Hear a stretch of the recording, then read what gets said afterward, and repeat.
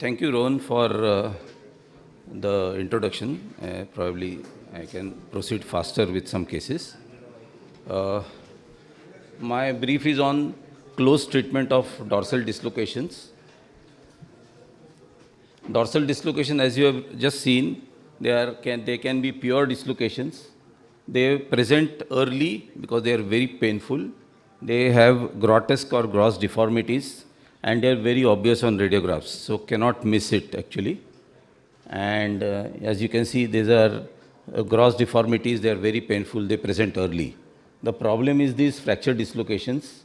They are generally missed on X-rays.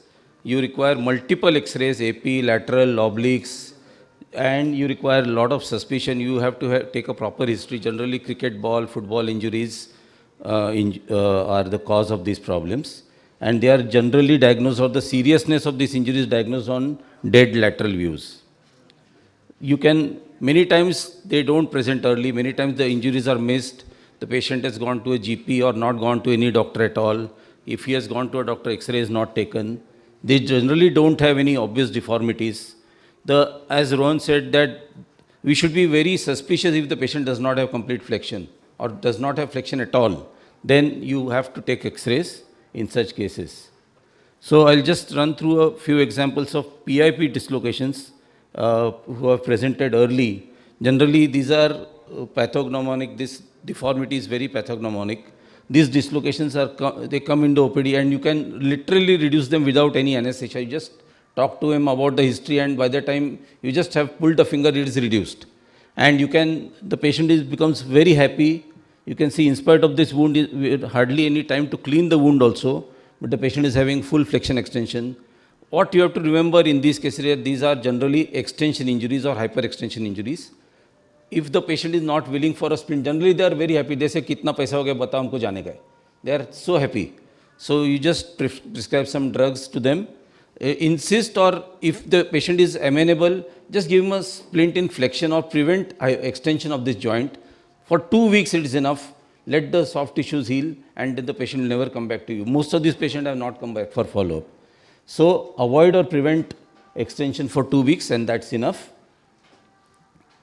This patient is probably a severe example where there is a buttonholing of the proximal phalanx. Here, there is also no need for you to take him in the OT. All you require is cleaning up properly, because the joint is exposed. So clean it up properly.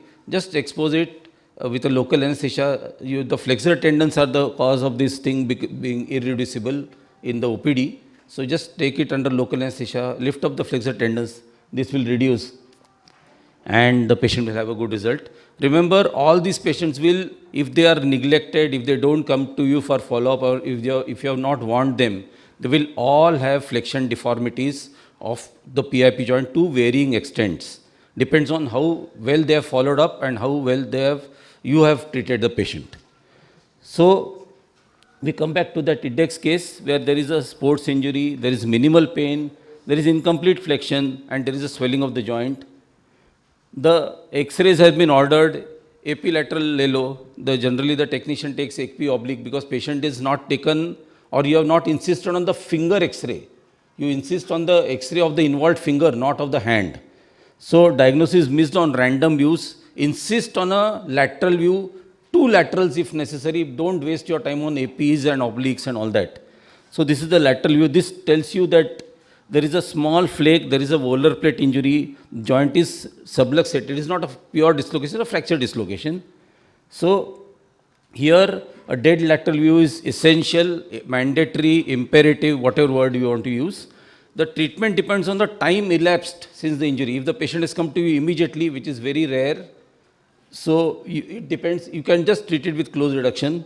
And the articular involvement, I would not grade it as 50%, 40%. It is of no use. It depends on stability.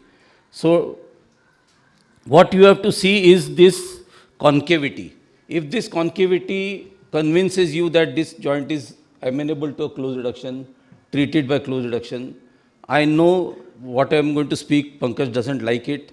I keep the joint in 90 degrees flexion like this.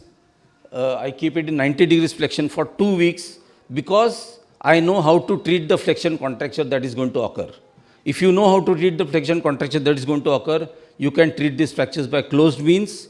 You can, after 6 weeks, you can give him a capnous splint and your PIP joint contracture will get corrected. So this is a very simple thing. Now the amount of traction you require depends on how stable is the joint and how early the patient has come to you. So if this patient has come very early, you just require simple traction. In fact, this traction just serves as a method to remind the patient to keep the finger in flexion. This traction is not doing anything great. You can see there is hardly any traction on that rubber band. But it convinces the patient or ensures that patient keeps the joint in flexion. If the patient is cooperative, amenable and comes for follow-up, I ensure that the joint is stable after 2 weeks by taking an extended flexion extension. It tells me that the joint is not going to subluxate further, and then I start mobilizing him. And the PIP joint contracture, if it occurs, if it is stiff, I give him a capnous splint, or you can correct it with a dorsal gutter splint also. But you should see that you should not give this splint before 6 weeks, which is a very strong splint. So you can treat it with a dorsal gutter splint, which is not a dynamic splint, after about 3 weeks. And that's the function. So many times, after reduction of these joints, this joint was well reduced by closed means, but the surgeon did not insist on flexion. So this patient landed up with an incomplete flexion after the reduction of the PIP joints. For this, also I have designed a splint that is a passive stretching of the finger in flexion with this rubber band splint. And that is how the patient is doing exercises of the finger in flexion and extension with this rubber band, and eventually gets a very good result with this simple splint. So we have seen a flexion contracture, we have seen an extension contracture following PIP joint fracture dislocations. So now this patient has presented very early. This was a radiologist who just refused to have any sort of splint. He said, I'll keep the finger in flexion voluntarily day and night for 2 weeks. He did it. And you can see this is on the 23rd day. The fracture is absolutely stable. This is 6 months. This is 2 years. And excellent result with close reduction. But voluntarily is kept in flexion. No rubber band, no splint, nothing. But that I cannot trust everybody, because this fellow said, I will send you an X-ray every day. I have my own, if you want. He's free mein hai na, X-ray. So again, so in a lateral view, if you are convinced that this concavity is good, this is a good prognosis with close reduction. So in this case, I have used a slightly stronger rubber band, a stronger splint, to ensure that patient keeps it in flexion. Flexion contracture did occur. I corrected it with a capnous splint, and this patient came after 12 days. So in this also, I was convinced that this could be reduced with closed means. And you can see that this concavity is good enough for me to keep it in flexion. However, I used a very stronger splint. Now, in this case, a nail traction is not good. The nail will get a lot of pain if you use a nail traction. So I use a sticking plaster on the finger and just stick it into flexion, keep it in flexion for 2 weeks. And this is an X-ray taken after 6 weeks. This is before splint, before I apply a capnous splint. And that is the X-ray after 5 months, a complete restoration of the joint and function after 5 months. Should I stop, Rohan? No, I have got a few examples where patient have presented further after 3 weeks. So in this case, because my brief is on treatment of close reduction of this method, of these fractures, this patient has presented after 3 weeks. That is the ideal time for these fracture dislocations according to me for presentation, because the fracture is very sticky. All you have to do is just put a distractor, just pull it, and after 4 weeks you remove the distractor and ask the patient to just flex it. And of course you take serial X-rays, and this is a 16-year follow-up of that same patient with, you can see, excellent function. This patient has presented after 6 weeks. Now I know that the joint replacement or hemi-Hemant arthroplasty is a very good method for this. But what I have seen in practice is that even after 6 weeks, 2 months, or even 3 months, this small Vorer plate, this small fragment here, is not united. What you require is an external fixator just to pull out the bone, pull out the middle phalanx against the proximal phalanx. This fracture, this restraining volar piece will come back in place and form an excellent concavity and give you a reduction without opening the fracture. Sorry. Yeah. So that is the 6 weeks post injury. That is the external distractor. When the external distractor is in place, you ensure that patient is performing active flexion and extension of the DIP joint. Sorry. Yeah. So this is the immediate postoperative X-ray. You can see that this fracture is got pulled out here. That is 2 weeks post-op. At 4 weeks, you remove the fixator, you don't remove the K-wires, and take a lateral view.